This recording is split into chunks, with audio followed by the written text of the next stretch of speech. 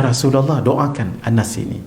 Nabi doakan, Allahumma akthir amwalahu wa waladahu. Ya Allah, ada 4 doa Nabi.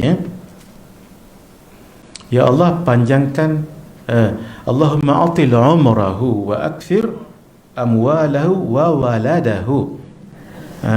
Sahabat Nabi namanya Anas bin Malik. Ketika sampai di Madinah, mak beliau bernama Ummu Sulaim bawa beliau, besar adik ni 9 tahun. Ya Rasulullah, ni Anas, saya nak jadikan dia khadam tuan. Lalu Sayyidina Anas jadi khadam Nabi 10 tahun. Bermaksud 9 tahun campur 10 berapa? 19 tahun kan.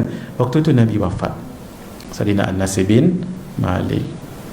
Lalu mak dia datang, ya Rasulullah, doakan Anas ini. Nabi doakan, Allahumma akthir amwalahu wa waladahu. Ya Allah, ada 4 doa Nabi. Ya Allah, panjangkan Allahumma atil umrahu wa akthir amwalahu wa waladahu. Ya Allah, zuriat. Ya Allah, panjangkan umur Anas, banyakkan anak-anak dan hartanya, dan berkatilah ilmunya. Semua makbul. Ini doa Nabi. Sebab tu bila jumpa orang alim, suruh dia doa anak kita. Tak tahu yang mana satu nanti yang lekat. Siapa yang bawa anaknya kepada orang alim, pasti keturunannya akan jadi orang alim. Kalau tidak anak itu, mungkin cucunya. Kalau tak cucunya, mungkin cicitnya. Kalau tak, mungkin pasti ada. Itu keberkatan. Sebab setiap orang tu ada keberkatan masing-masing. Sebab dia dulu pun pernah jumpa dengan gurunya, itu keberkatan dia kongsikan. Umur beliau 100 lebih tahun. Sayyidina Anas bin Malik. Anak beliau lebih 100 orang. Of course bukan seorang isteri. Kemudian kebun beliau, kurma beliau di Madinah berbuah 2 kali. Setahun di ketika orang lain berbuah 1 kali. Dan ilmunya Masya Allah. Ada satu amalan, tapi yang ini tak boleh kongsi secara online.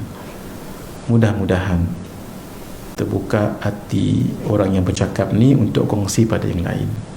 Doa nanti. Tapi bukan hari ini ni. Doa ni ke ajar, InsyaAllah. Cerita. Tuan-tuan dan puan-puan tahu kan figure yang namanya Hajjaj ibn Yusuf Al-Thaqafi. Ingat? Dalam pemerintahan Abbasiyah, bukan Muawiyah, Abbasiyah, zaman-zaman terkemudian, yang disebut sebagai, orang kata khalifah juga, tapi dia lebih macam orang penguasa lah, dan terkenal dengan kezaliman, kata sebahagian kitab. Namanya Hajjaj ibn Yusuf Al-Thaqafi. Tulis Hajjaj pun dah cukup. Kalau dalam Googleize, Hajjaj memang terkenal orang yang agak bengis, zalim, malah membunuh pun ada juga. Itu sudut yang negatif. Sudut yang positif banyak juga.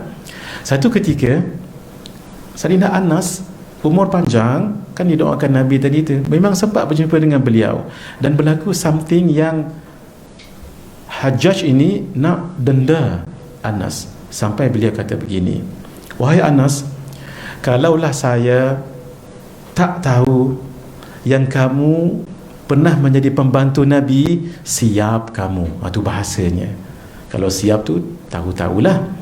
Kata Sayyidina Anas, wahai Hajjaj, kamu takkan dapat buat apa-apa padaku, sebab Nabi ajarkan aku satu doa, siapa yang bacanya insya-Allah selamat. Hajjaj yang tadi bengis-bengis tadi tu, turun dia punya tone suara, wahai Anas, ajaklah saya.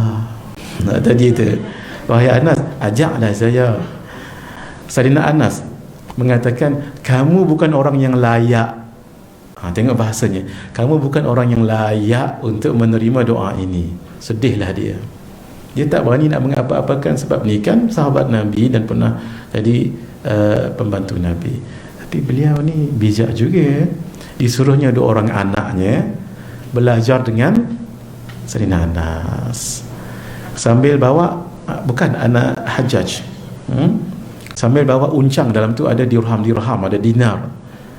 Sambil kamu belajar, dia pesan pada dua ni, kamu bagilah dinar ni, dirham ni, tanya-tanyalah doa tu, doa yang tadi tu.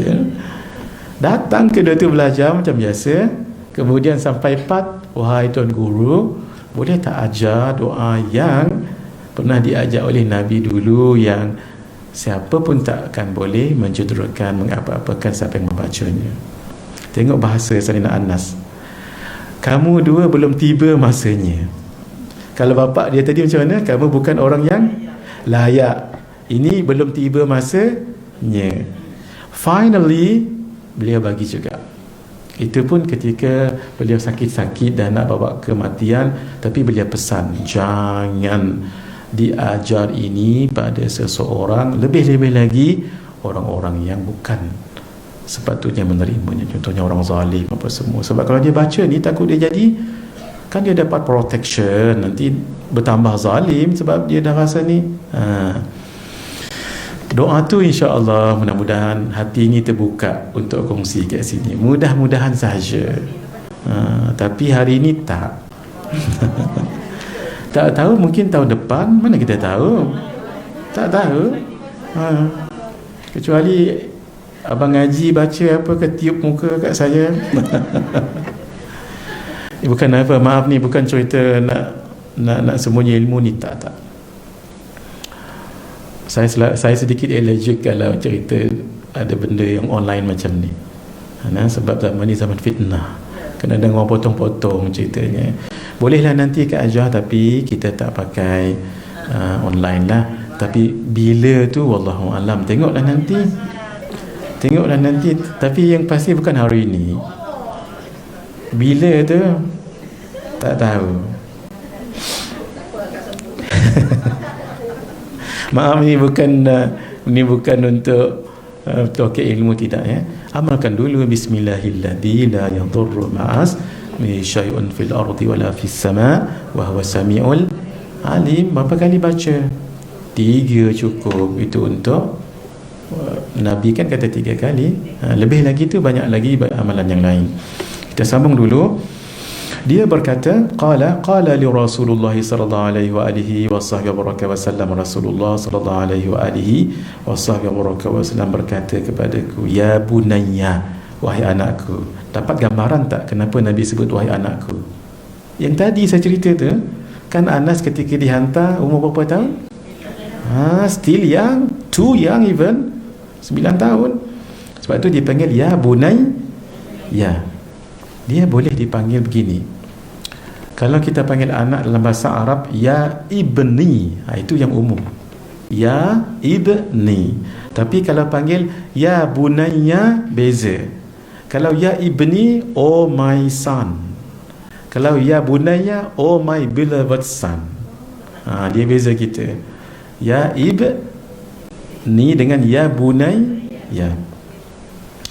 Idza dakhalta ala ahlik, jika kamu masuk ke keluargamu, fasallim, maka ucapkanlah salam. Ucap salam bukan salam, bukan assalamu alaikum. Jangan